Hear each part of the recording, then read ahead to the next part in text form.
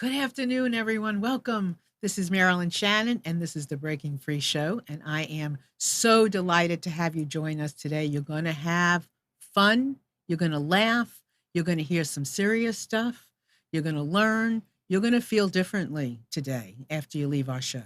And I want to introduce my guest, but before I do, I want to say hello, I'm none, as I do every week. Hello, Marilyn. How are you? I'm good, and you? I'm Quick, just because I want to fine. get on with my show. Is it hot enough for you? Is it hot enough for you? Oh boy. Oh, it's hot here.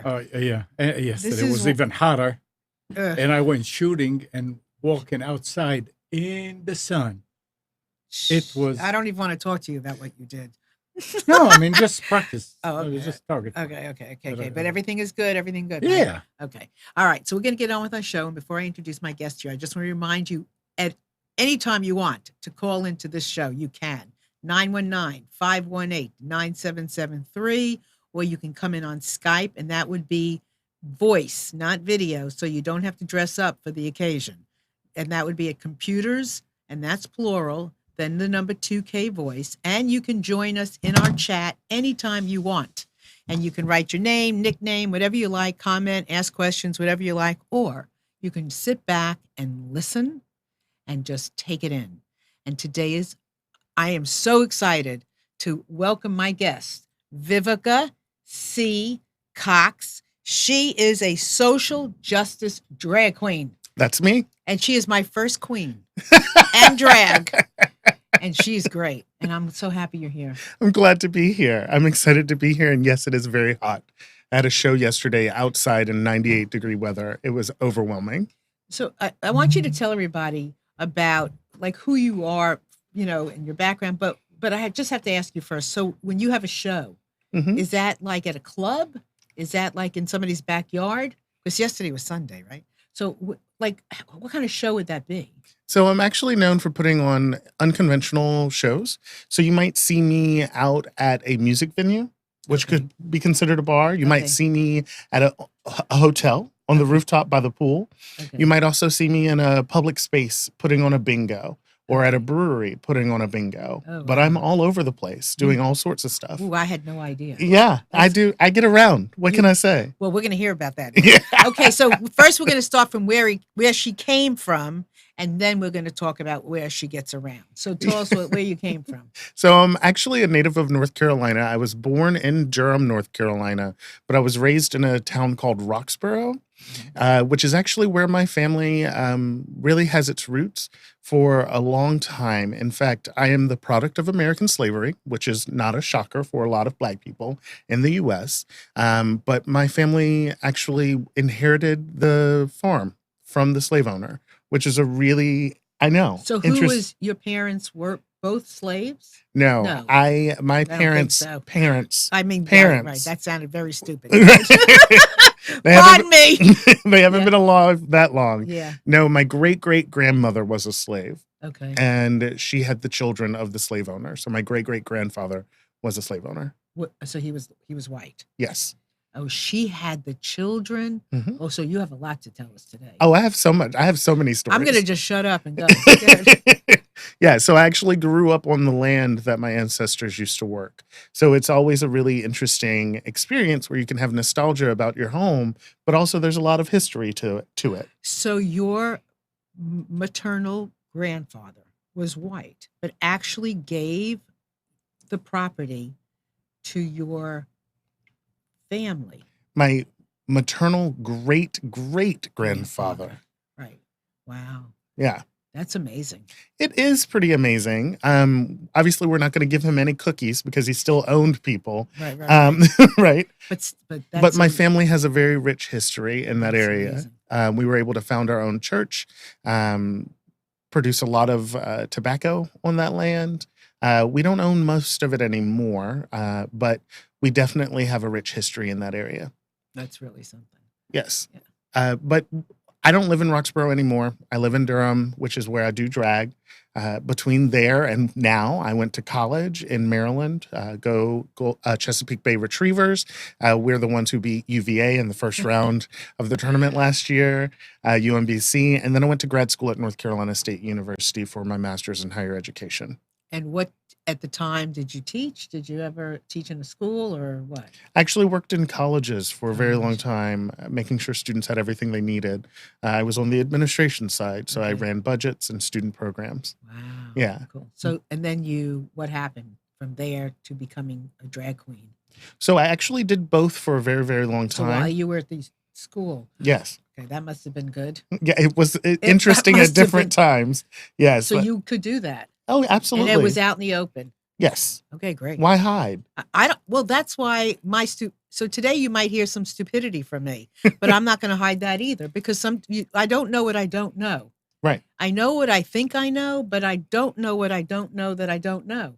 And so I'm happy you're here to help educate me along with everybody else. Absolutely. So if you think of drag as being similar to being a musician, you'll have an opportunity to see that sometimes you have to have a day job in order to afford your experience of being a performer. And that's been very, very interesting as I've continued to grow as a performer over the years. And now that I'm pretty successful, I'm able to still have a job, but I have really amazing gigs and shows that I put on that bring me a lot of joy. And I don't feel like I have to bisect my life anymore between what I do at work and what I do at night. Are you still teaching? I'm not. I have Okay. changed professions. As of 2 weeks ago today, I started a new job 2 weeks ago on July 1st. Wow. Doing Yeah. what? I'm the new interim executive director of the LGBTQ Center of Durham. Yes. Is that like a dream job? It is a dream job. You know, I've been around the block a few times. I'm not saying I'm old. I'm not saying I'm young. I'm just saying I'm no longer young. But you have experience. And I have experience and I know what I want to be doing with my time and energy. And the experience. And with that experience I have. And so if I can wake up every day and change the lives of queer folk and LGBTQ plus folk, then I'm doing exactly what I should be doing with my life. I'm changing lives at night. I'm changing lives during the day. And I'm trying to make sure I'm moving what matters forward. Well, I agree with you. So my question to you is, my first question is, so you choose to be in drag as an entertainer, but then do you also choose to be in drag because you want to have that feeling, or how does that go? Or some people choose to go in drag because that's how they live, and not everybody entertains. So do you know what I'm saying? So I understand that you're talking about gender at this point, and Oh, I don't know. Is that what I'm talking about? it feels like you're talking about the expression of femininity. Maybe. Yeah. Right? Okay, Which could be yes. considered a part of the conversation around gender. Okay, gotcha. So for me, Vivica is a persona, and I am the person outside of that persona. But for me, outside of that persona, I really don't care about gender. I'm not looking to prescribe myself to femininity or masculinity. But Vivica is not a vehicle for my gender expression. Gotcha. So there are people out there who identify as trans, and there are people who identify as transgender, is what I'm saying. Right. And then there are people who just enjoy wearing clothing from the other side of the store, just because they enjoy doing it, but it doesn't represent their gender. Oh. It's all very complicated, but it is. Oh, I didn't know that. Yeah. So that's why I'm trying to clarify. Yeah, what no, you're this is asking. great. No, this is good because I didn't know that. Yeah. I thought that was part of, and I'm glad you told me what I was thinking because I really didn't know what I was thinking either.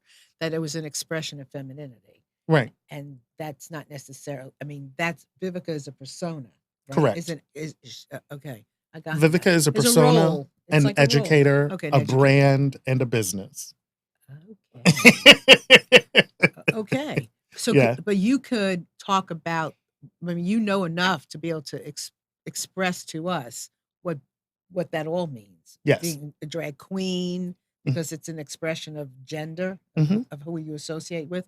Because there was a woman that used to at the coffee shop I used to go to, and her name was Lily, and she was always dressed as a woman, always, and she wasn't dressed as a drag.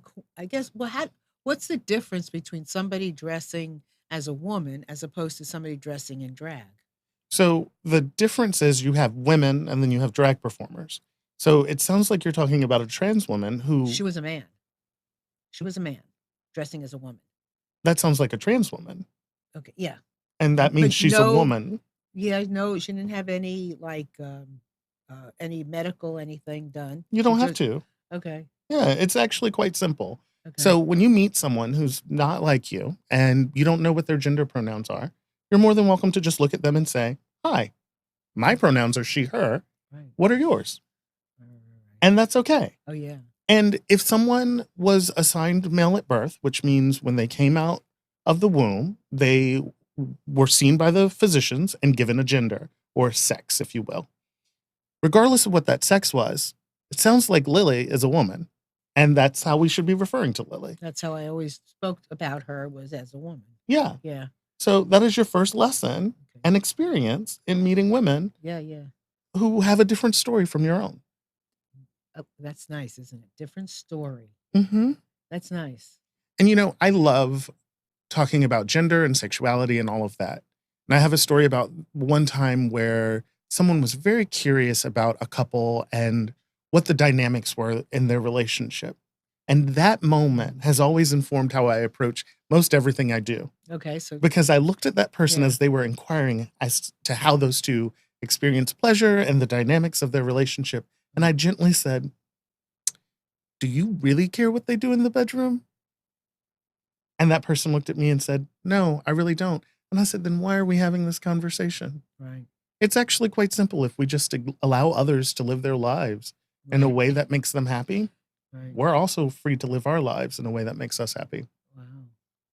So so Vivica is your brand, but then and then you don't, and like you're not dressed up today. See, I expect you to come today because my vision of a drag queen is somebody who dresses up in drag all the time, Oh, yeah. right? There's some people who do dress up that way. And that's who they are. Some drag performers stay in drag all day. And then there are some women who Trans. who might be trans, who perform in drag. And so every single day of their lives, they are a woman. And it is confusing. That's For why we have to ask. Well, I think it's not confusing for us drag performers or maybe Okay. for trans women. It's not confusing for them because it's their existence. Right. So it's not so that's a good point. Right. So it's not confusing for me to be me. No, Right? exactly. You wake Right. up knowing exactly who you are every single day. Right. And so does Lily. Let's use Right. Lily as the And she's example. passed away, but yes, Lily definitely knew who she was, and she was a twin, Okay. and uh, her twin was a man. Right. So that was always interesting to me as well. But you're right, I don't have to question who I am either. Cool, touche. I'm none. You got a I was question? I was just going to say, think about it this way. A Yeah, few go weeks ahead. ago, Yeah, you had a Mark Twain here. absolutely. Yeah, It's the same thing. He Yeah. dresses up. It's his business. It's his brand. He doesn't dress like that all the time. No. He doesn't talk like that all the time, right. and that's what he does. Right. And It's he great. feels Mhm. some kind of connection. I guess the connection here is the female. Well, he is Mark Twain. Right. Feels a connection. So yeah, So why do you use a drag queen persona as your brand? Because I was given an opportunity and I Okay. decided to use that vehicle and that opportunity I decided to use that opportunity as a vehicle for promoting social justice. Okay, so let's get into some of that now. Oh, Okay, absolutely. so go ahead, turn us up, turn us on, turn us in, turn you on. Go ahead. To social justice. Right. Yeah. So the thing is, I was deciding to go to see the documentary Blackfish with my friend. And I don't know if you've ever seen that documentary, but it No. is actually about killer whales and the reason why they should not be in captivity. And it was quite a depressing documentary. I would not recommend it to anyone, but it has a lot to do with how I got my start. Okay. I decided to go and have a beverage before going to see this documentary. And while I was sitting at the bar, someone walked up to me and asked me if I would be willing to help them find a drag queen to open for a really famous drag act. So why would they come up to you out of the blue like that? I'm pretty obviously Okay. a part of the queer community, and Okay. they were Okay. asking So, my okay. opinion. Okay. Yeah. Okay. Got it. And I said, sure, but I think I could do it. And that person goes, show me some pictures. So I pulled out pictures of me in drag from Halloween parties past. And the owner of the bar said, you should do it. And that's how I got my start, is I just said yes to one opportunity. And I did exceptionally well during that opportunity. And I was able to start my own shows, which were completely centered around giving people of color a voice, making sure we're promoting consent culture, and making sure that we are promoting feminism and queer ideals. And we also have strong opinions about a lot of things, Well, so including immigration and right. historic racism, all of that. And so we use our platform to make sure we're creating a safe space. Some people only think of activists as the people who are out there in the streets rioting and protesting. But sometimes there are activists who actually help people who are from marginalized communities be happy. We all know that mental health is one of the biggest problems in the US right now. And I consider drag to be a contributing factor to positive mental health for many people if it's done right. Okay, tell me how. Humor, validation, safety. If you think about the experiences of people who go out to clubs, not all of them have positive experiences, right? They come back Right. saying, "Oh my gosh, can you believe this happened to me at a club?" Right. Well, I remember. you remember, I remember. right? That doesn't happen to you if I'm convening the show and throwing the event. Because everyone who enters my shows knows I will ask you to leave either politely or not so politely, depending on your demeanor, if you don't respect everyone in that space. If you touch one of the customers inappropriately and I find out about it, You could see it. I can see it because I'm on stage. You've got to go. But I've also got Wow. people working the crowd and moving through the crowd very, very lovely in lovely ways, but they're also looking out for all of the patrons. And we make sure we create a safe space. And that's part of what we do. And that's part of why we're different in what we do. And when I say we, I mean the House of Coxx, because I have an entire drag family that works with me. There's about 15 of us across the country. And And what are they called? What are they called? we're say called it. the House of Coxx. House of Coxx. So that's paying homage to queer, Black and brown queer culture that outdates me. Specifically talking about ball culture and the house culture, which was created in order to provide safe spaces and family structures for people who were rejected by their families back in the 70s and 80s. We had, I don't know if you remember, a long time ago, we had counselors on from a camp called 10 Trees. Mhm. Are you familiar with it? I've heard of 10 Trees, but I would not pretend to know enough. Okay, well, it's a camp for kids from the LBG, community, whether they were queer or they just had queer parents or whatever it was. It Right. was a safe space, and it was really interesting because one of the directors, referred to himself as a he, and one was a they, and they talked about all the programs they do with these kids, and it was phenomenal Oh, fun. that there was a place Okay. for kids to go to feel safe. Look at you already having experience with trans people and gender nonconforming people. Because I don't sit in no sea of judgment. Right. I mean, I'm writing a series of books, Mm-hmm. and the series is called In Just One Afternoon. And the first one I did was In Just One Afternoon, Listening to the Hearts of Men. Right. And I never said, "Oh, I want this man, I want this man." Whoever showed up, Right. I asked if you would like to, be part of this book. The only one I really asked was my husband because he had a really good story. Right. But nope, I didn't plan who was going to show up. But I did ask if anybody knew anybody that was from the trans community. And I have a friend, and she said, I have somebody, and you may not know it, but my husband's bisexual. There you So go. I interviewed both of them, and I'll tell you what, I'm not bisexual, but after you hear somebody's story, I'm not going to become bisexual, but I could understand who this person is. Right. I could value this person saying, "I love men and women." Gender is complicated, and so is attraction. Yeah, and I can't deny that that's a possibility. Right. And I can't deny when I spoke to the young man that was trans, what happened? I can't deny it. I can't deny the feelings he had. Right. And I'll tell you what, I'm from the Jewish community. Mm-hmm. And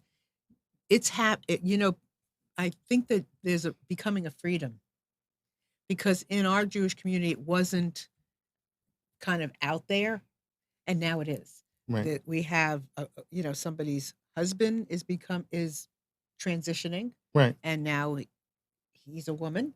So she's a woman, yes. She's a woman, Yeah. right? She's a woman, and they're kids. Well, she always has been a woman, but Right. here we are. Right. Right. And they're little kids. Right. There's like a a boy who's transitioning to being a girl, and then there's a young girl who's probably looking like she's be- becoming lesbian. I mean, you're seeing all of this. Right. I didn't grow up seeing this.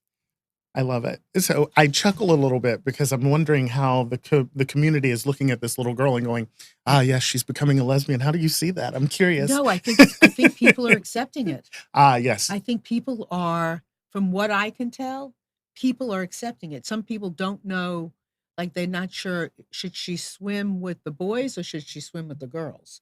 But people are questioning, but accepting.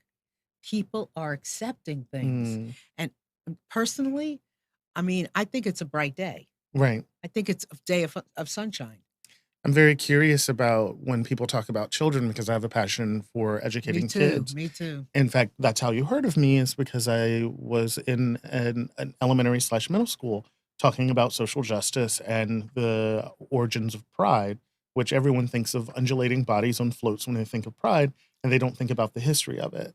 But when I think about kids, I know that the kids coming through the schools today are far more resilient than any of us were when we were coming up. They have to deal with topics that we never thought the world would ever have to face. And when it comes to gender and sexuality, they're way ahead of us. They have And choices. they have choices. Mhm. And when we say they have choices, what we're really saying is that they can be whoever they want to be. And most of them know that it's going to be much better out there being authentically themselves, even though we know it's still hard out there and bullying is still an issue. Well, I've seen bullying in people's homes. So, Absolutely. you know, We know that homes are not always better than school. no, no, no, no. So I do see, um, I see things shifting. I see people getting stronger. I see hope. I see all that stuff. I mean, there's no question that trailblazing is a struggle. Right. There's no question. But for whatever reason, you've got that kind of demeanor, personality, constitution that you can handle it I can. for other people. That's what I seek to Right. do. And that no different for me. I've been doing the show a long time, and there's a lot of things I don't know. Mm, I'm not educated about certain things, but that's okay because not when none of us are. And if I can't be okay with my lack of, right. then what? Well, I think it's important for us to all recognize that we don't know everything about everything. But when we're given the opportunity to learn more information, to respect that the person in front of us does know more than us. And that gets us so far in this world, You're not kidding. right? You're And not kidding. I love to tell people to not try and define someone else's experience through our own lens. We don't have all of the learned experiences they have. We don't have We don't have everything, all the lenses. right? We don't have all the lenses, Right. right? You identify as a woman, you identify as Jewish. I don't identify as either of those, so I definitely can't speak to what it's like to be a Jewish woman, Right. right? Right. And I think learning that as early as possible sets us all free. That's very. I mean, that's my work. Mm, That's my work in this world is to shine a light, maybe not bright, maybe dim, but to shine a light on helping us get over our misunderstandings. that would be great. That is about salvation. That is Absolutely. how we're going to survive. And I think, not to make it too political, but I think in today's political climate, that regardless of who we are, we can all agree that children in cages is a bad idea. And that maybe there's some work for all of us to do. Yeah. Some of that can never be a good idea. Right. So back to how you perform so when you're performing, are Mhm. you being funny? Are you using social justice in a way that is people can take and swallow? What is your method? How do you do it? Well, there's a few methods. Okay, Let's start with the baseline you method. got it. Go ahead. So every day I wake up, and every day that I'm happy, and every day that I'm performing, and every day that I'm visible, and every day that I'm inspiring someone else, that is social justice. Because I'm a chubby black person who is queer, and society tries to tell me I'm not supposed to be happy. So just by being happy, I've And committed. you're not that dark either. And right, I'm that's- fairly light skinned. You're right, but it allows for me to show that it is possible for you to be of color and happy, and it's possible for you to be of size and happy, and it is possible for you to be queer and happy. So every single day that happens, that's social justice. Right. But through drag, I'm able to use humor to make fun of oppression in ways that relieve some of the pressure for the oppressed. Can you give us a sample? Oh,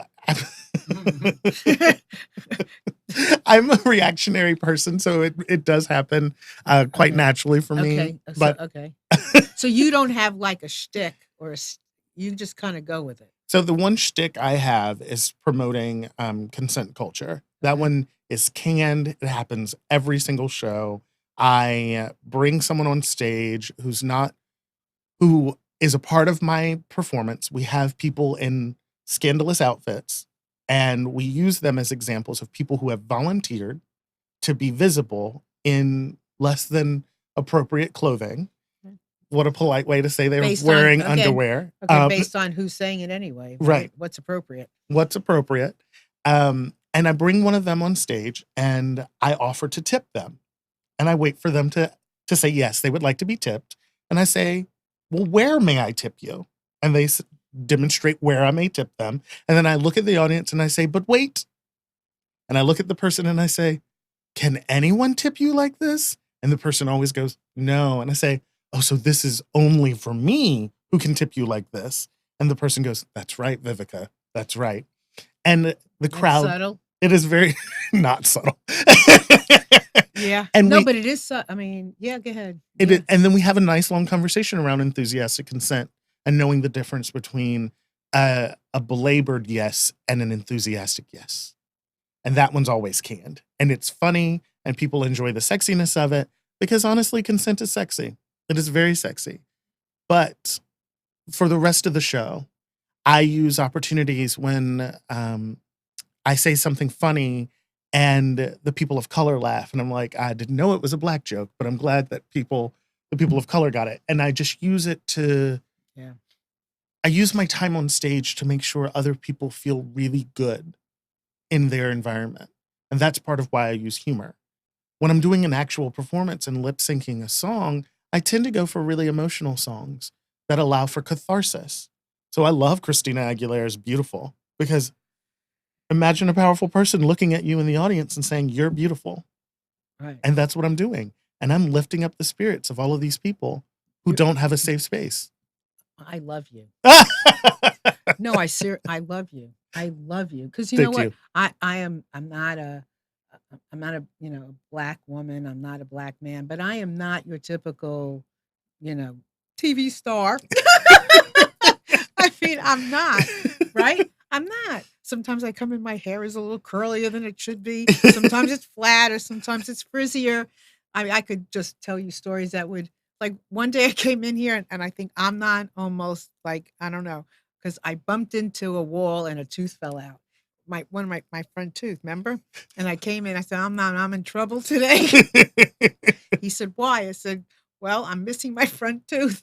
And he said, well, I just won't do a close up. Right. And I smile, so I have to be very careful because, but I'm here because we have things to say. Right. And it's because I think I like to believe that the shows that we offer and the people that come is more important than whether I have a tooth. And Right. the fact that I'm not perfect, I'm perfect, but I'm not the image of what we think it should look like. And I hope I help people get past that. Right. And that is very important to me. Absolutely. And Yeah. that's how I feel.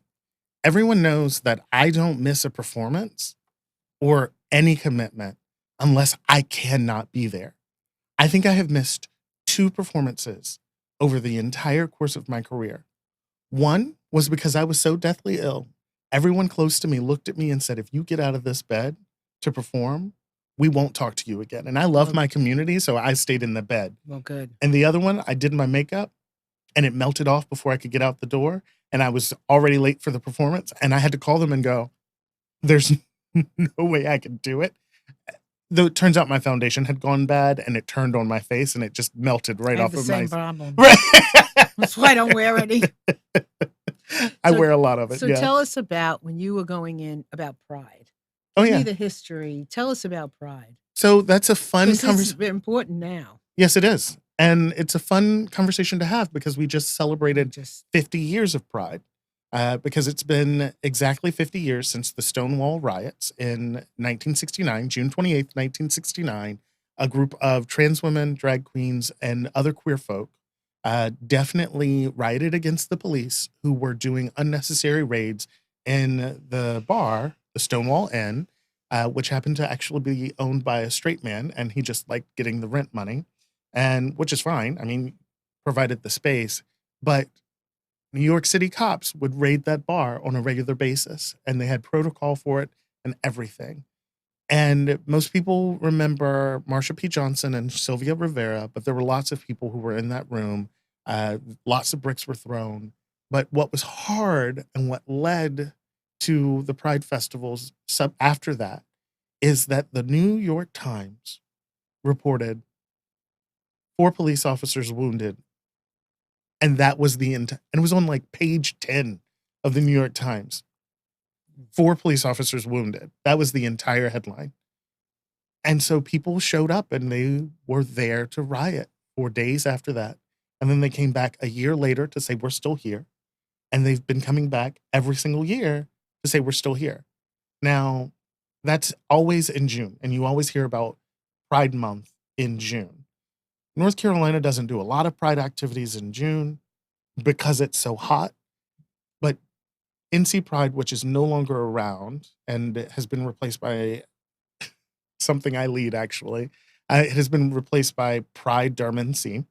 Pride what? Durham NC, Pride : Durham NC, has replaced NC Pride, and it happens in September, specifically because there was a similar incident in Durham back in the 80s, about 36 years ago, where a young man was killed for sunbathing by a river with one of his friends, and then he was perceived as gay. Turns out he was straight, and he was killed for just sunbathing and living his life.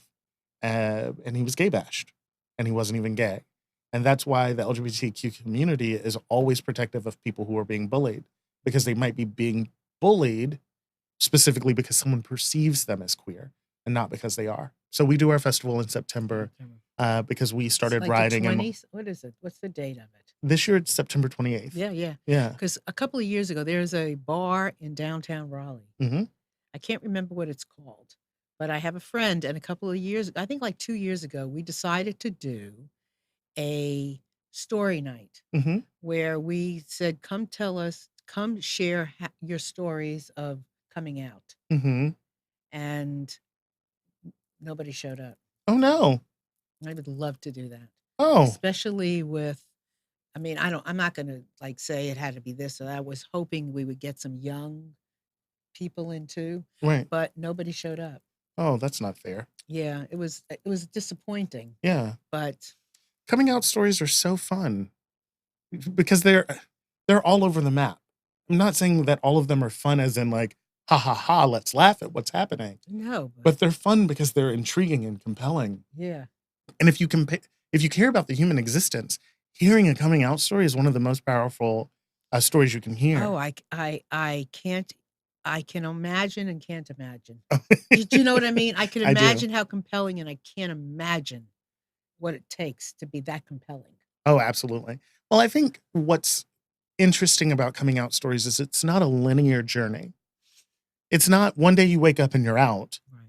It's a process that can last decades, or some would argue it never ends because you're constantly coming out.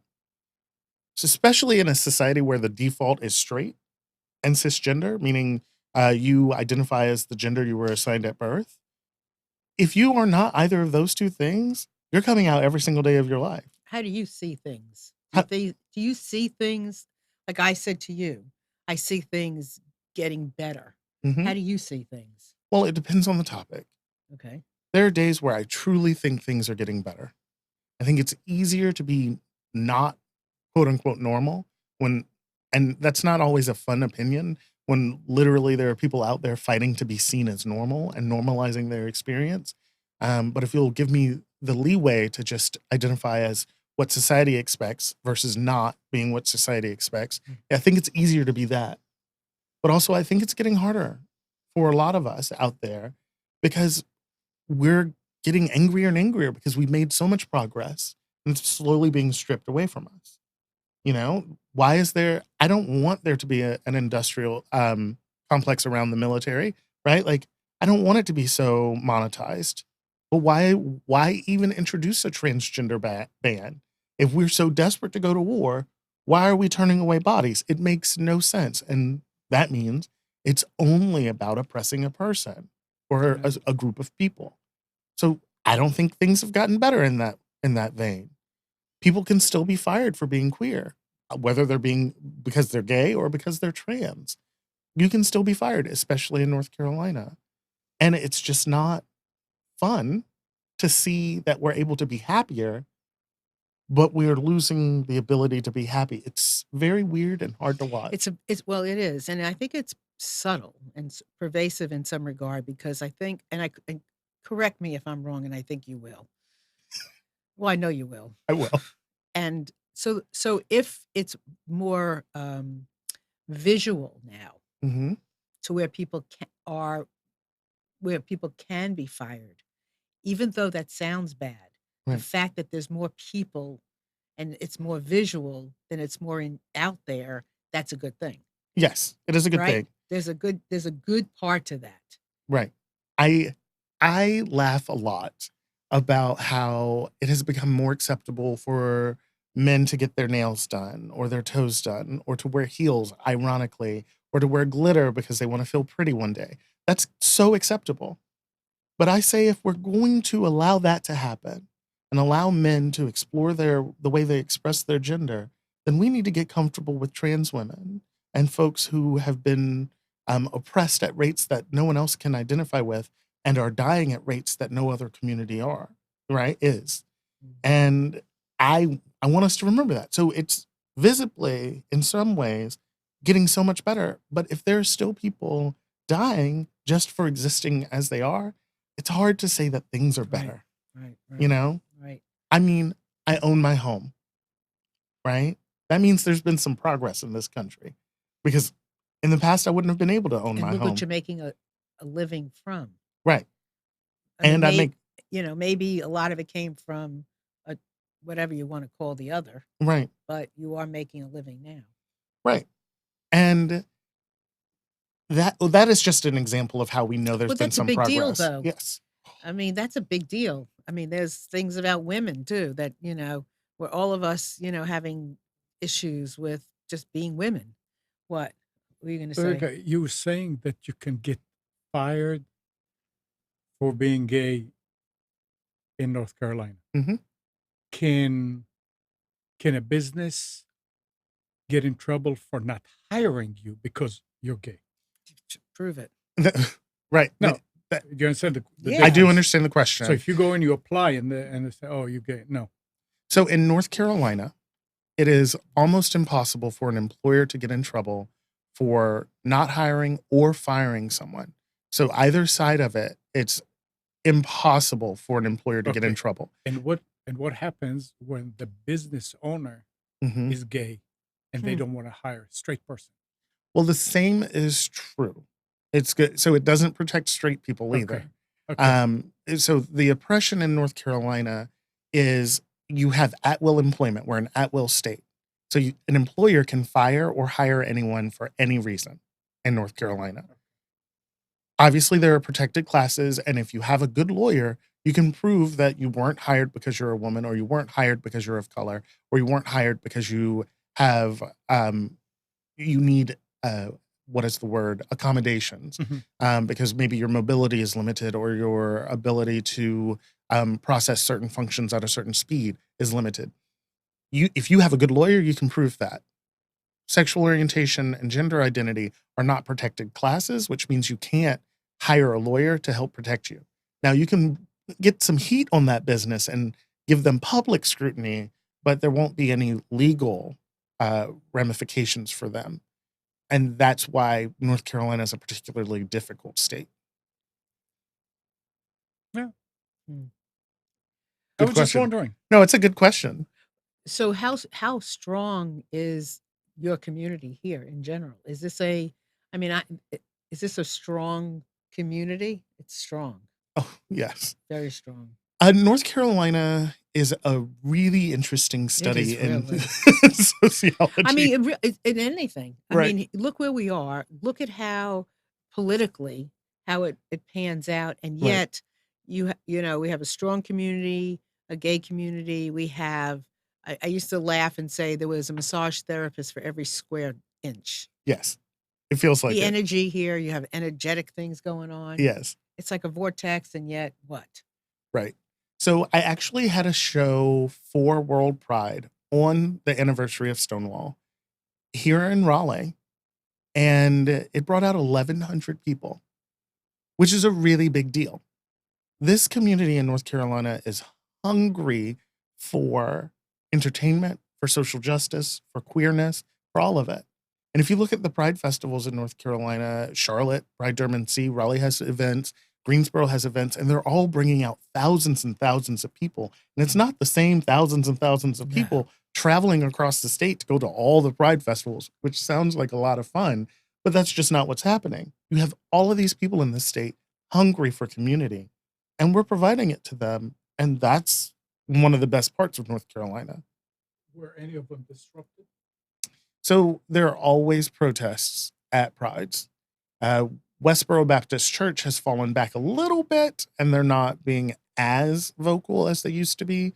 But there are always folks protesting Prides, people who just don't think everyone should be able to be happy, and that's okay because we have lots of churches that show up to counter protest the religious protesters. Because some churches So believe that's good. that is good. Yeah. Some churches believe, and other religious communities believe that everyone is a real human and that they should be loved. Live and let live. Live and let live. Or if you listen to some of these religious principles, love, Mhm. just love. And that is what religiosity, as I know it, should be. And I'm very happy when all of my congregations in Durham show up for us. You seeing that growing? Religious support. Yeah. You know, honestly, I think the split in the United Methodist Church drove people to support the queer community. There are Methodist churches in Durham that have shown up who said, well, if we have a choice of either being open and affirming or not, we're going to choose open and affirming. What can we do? In fact, we're creating a faith leader summit. Someone on my Pride committee, Tom, has taken the lead on helping the congregations of Durham from all religious communities that are interested to come together and put together a faith summit around supporting the LGBTQ plus communities. And I think that is amazing. I'm not going to cry right now, I promise. But it is Okay. right. I got tissues.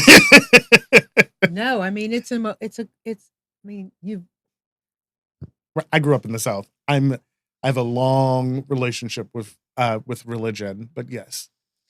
what do you see? Because we probably have people watching from all over the country, possibly all over the world. What do you see in the country and the world When it comes, when it comes to pride, when it comes to all of this stuff that we're talking about? I think what I would want to focus on is a conversation around how amazing it is that so many small towns are starting their first Pride festivals and that they're happening. And sometimes they're just in a little picnic shelter with one big cake, and it's a group of people around the cake, 30 people. I don't care how many people are there. A town having its first Pride festival is so magical and so amazing because you have these elders who just haven't had community and they felt like they were alone, and they're able to come out and be in a place where they're fully accepted and they don't have to hide. And they're able to say, you know what? It wasn't possible for me when I was your age, but it's possible now. And that is what I love about seeing these towns around this country starting their own Pride festivals, especially in June. And pride, where did that word come from? Ooh, that's a hard one, mostly because the Pride isn't owned by the LGBTQ plus community, right? And if I'm remembering correctly, and I don't like to misspeak, so I'm always trying to dig through my memory and make sure I'm getting it correct. It just came from a poster from someone rioting saying, we're not going to go anywhere. We're proud to be who we are. And I swear that's where it came from. But also don't quote me. I'm not going to say I'm an expert on that one. And the colors? The colors? Oh, don't test me on this one right now. But Okay. all 6 colors have meaning. Okay. And I'm always terrible at this. That's okay. That's okay. Thank you. That's Um, okay. At least we know that it has meaning, of yes, course. everyone has Everyone meaning. has meaning. All 6 of the colors have meaning, and I know I'm gonna get them wrong and in the wrong order. Okay. So I'm not Okay, I'm that's not gonna okay. do So it. we'll look them up. We'll look those Yeah, up, we'll look them please. up. It's okay. It's okay. It's okay. No, it's okay. So what do you want people that are listening to this? What do you want them to take away, give, bring, think? Absolutely. The one thing I would ask of the people listening to this is for you to stop for one moment and realize how little you care about who someone is or where they come from. And what you really care about is whether or not you get along with that person and how you can get along with that person. So, what I'm really asking you, the meat of what I'm asking you to take away from this is for you to go, it's okay for the people around you to be who they are and for you to not need to fully understand because you never will, but instead love them, allow them to be free, allow them to be amazing, and let the reason you don't like them to be their personality and not the color of their skin, their gender identity, or who they choose to love. That's what I would really want. Mhm. And is your community, do they feel the same way? I think my community has a lot of opinions in there, but I think most everyone just wants every single person on this planet to be comfortable and happy. I think it boils down to that. And for some oppressed people, they're only happy in safe spaces where no oppressors are visible or available to them. Mhm. Present is the word I was Present. looking for. Right, right. So do you do your shows outside of your community as well? Yes, I do. Mhm. So there are all types of people who show up to my shows. Straight people, military folks who might or might not be queer, white people, black people, brown people, just all sorts of people show up to the shows. And some people drive 30, 45 minutes or an hour to come see us because we're the type of show they want to be seeing. Gotcha. Yeah. So tell everybody if somebody wants to engage you for a show, tell them what they do, tell them how they find you. Mhm. This is your moment to be outlandishly marketing yourself, audaciously doing it. Does Yes, that sound good? that sounds great. Everywhere I am, you can find me by typing in Vivica C. Coxx, either as one long word, VIVICACCOXX, and that will take you to Instagram or Facebook or Twitter, or my email at gmail.com, vivicaccox@gmail.com. Getting all this? Oh, yeah. We'll Or my website, vivicaccox.com. I'm everywhere as Vivica C. Coxx because I am the one and only Vivica C. Coxx. so it's not hard. It is not hard to find me. Right, it's not hard. Yes. And what kind of shows would somebody contract you for? So I'm doing a wedding this year. Is it a LGBT wedding or It is. It is, okay. I've done straight weddings. I've done queer weddings. I have officiated. I've performed. Weddings are kind of my thing.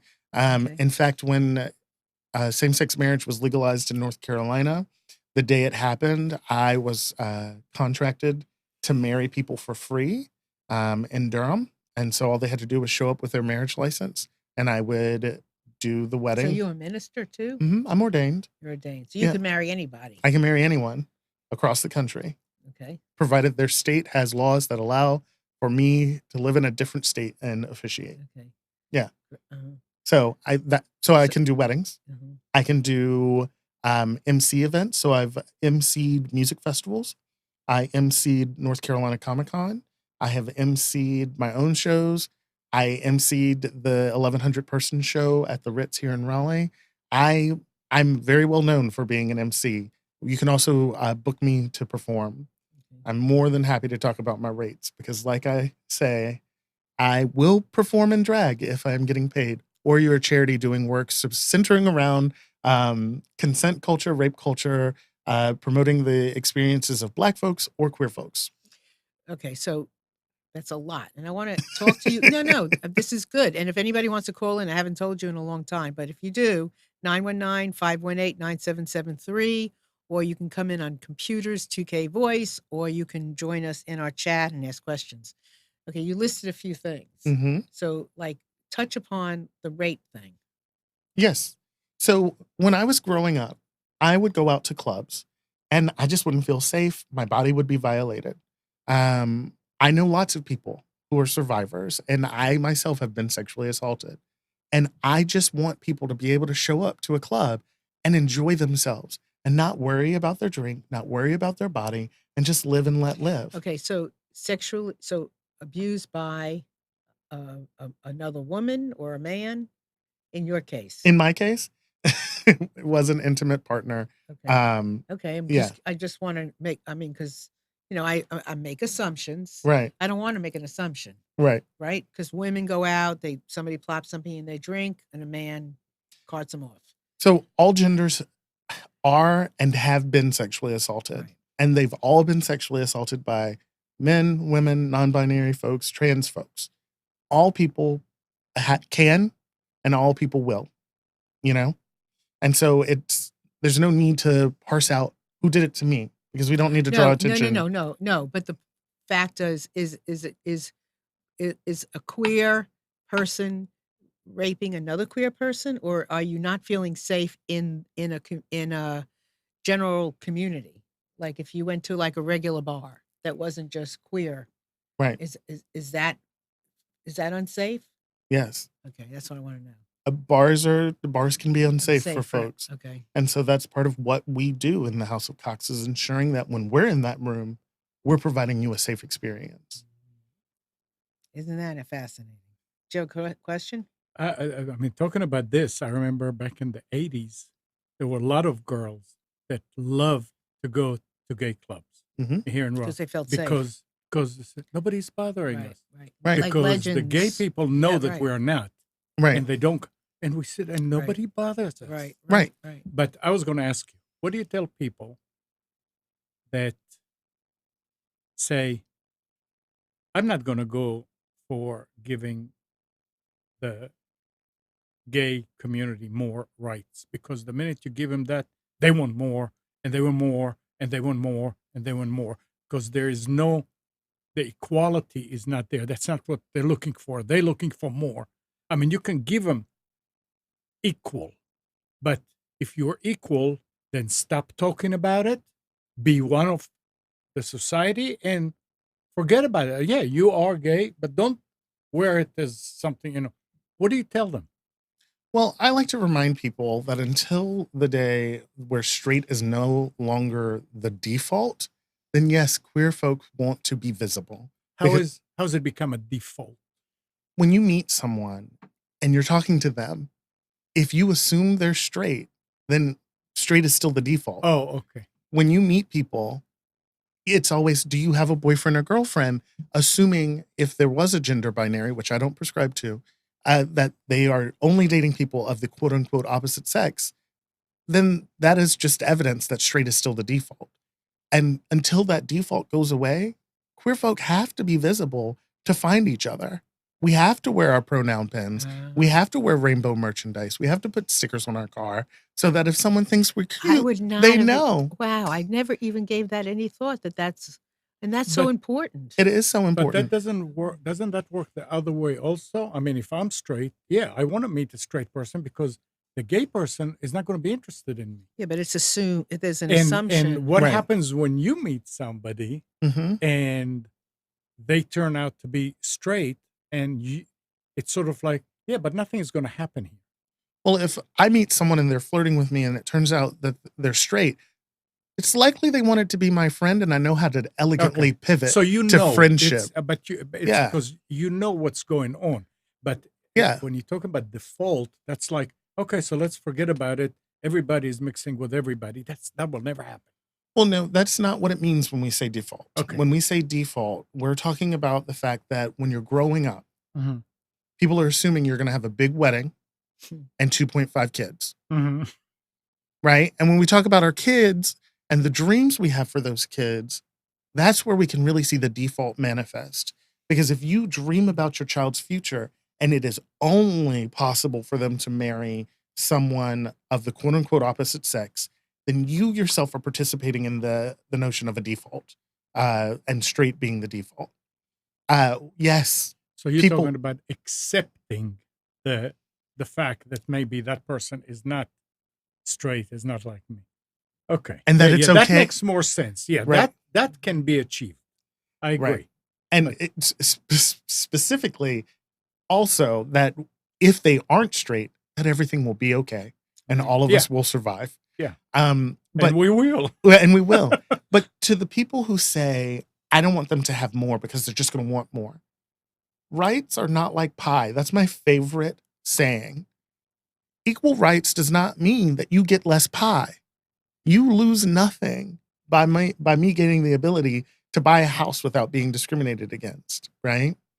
That is a really awesome thing for all of us because me being able to invest in the neighborhood means all of our investments become more secure, right? Now, if you want me to get on housing discrimination and affordable housing, Oh, yeah. we can, but Yeah. that's not what we're here for. But rights are not like pie. We can all have rights and no one loses anything. That's what I would Right. say. Okay, that's a good argument right there. It's No, I mean, perfect this- answer. Perfect. No, this is so who is queer? Who's queer? Yeah. Probably the people who identify as such. I kid. Queer is sometimes seen as an umbrella term. It is also a modern term. So some LGBTQ plus folks, and that's why you hear me saying both LGBTQ Plus, and you plus. say plus. I mean, that's another. So the plus is there specifically because we know that there are identities that we have not yet discovered Identified, right. and identified. But queer is typically an umbrella term for anyone who is lesbian, gay, bisexual, transgender, plus.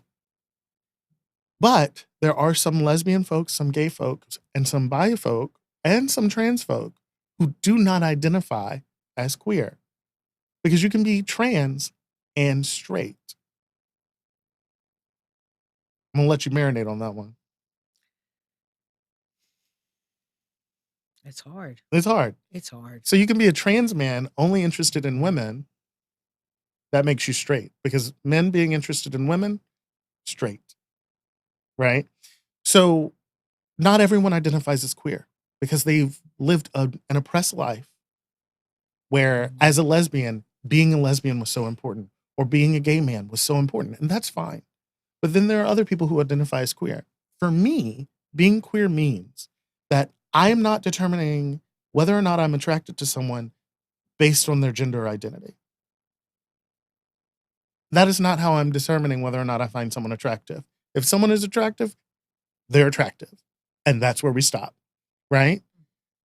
But also, it means that I'm not caught up in notions of gender. Right. I want to wake up every day and just feel comfortable and pretty and sometimes sexy. But mostly, I don't care about gender. And that's part of what queer means for me. I'm gonna tell you what, this has been great. Great. No, this has been great. And I would even ask if you would come back another time. Okay. And if because it's great. I know there's more to talk about. Absolutely. And we didn't touch, maybe we touched, but we didn't, we can touch more. Well, we know icebergs are only so high and go so deep if you look at them in the wild. Yeah, man, you got it. You got the right comments. What were you going to say? I was gonna say you were saying something. So do you get up in the morning time and say, "Oh, I'm different"? Does it cross your mind? No, I think Ever? when I get up in the morning, I go, I'm cute. I think that's literally. Okay. I don't think when I wake up, I'm going, oh God, I'm different. Because I think everyone has a unique story. Do I recognize that I'm a Black person with naturally red hair? Yes. That is a burden I have carried for all of my years on this planet. I will not color it unless one day I'm going to cut it all off and then I'm going to dye it some obscene color. But I know that I am quote unquote different, but that's only because statistically I have unique qualities. Right, but not because of society.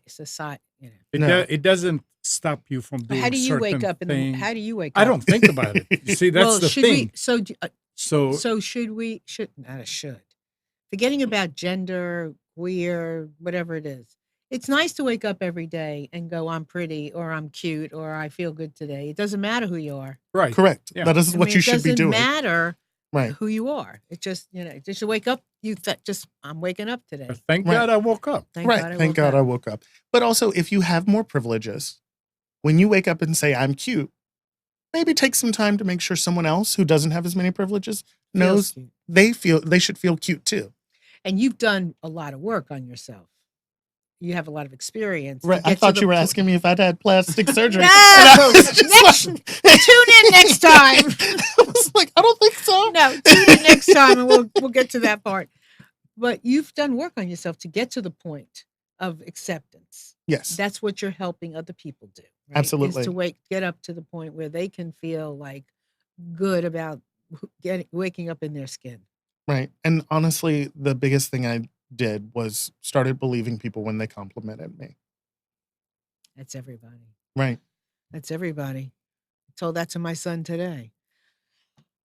All right. Final word before we say arrivederci for now. Love. Final word. No, more than one word. No, you can have two. I can have two. You can have two. Thank you. Just love everyone around you and let them be them. Ditto. Have a good one. Talk about the book. Oh, yeah. Oh, sorry. My books. Oh, I'm none. Thank you. All right. I have 3 printed and on Amazon in just one afternoon, listening to the hearts of men, in just one afternoon, listening into the hearts of twins, then millennials, and soon opioid addiction, which I am telling you what, I've learned a lot about that too. And then after that, it'll be families that have lost a child and Black fathers, and I go on from there. So thank you for being here today. I love you all so much for joining us and for being open and having your hearts open and listening. Thank you.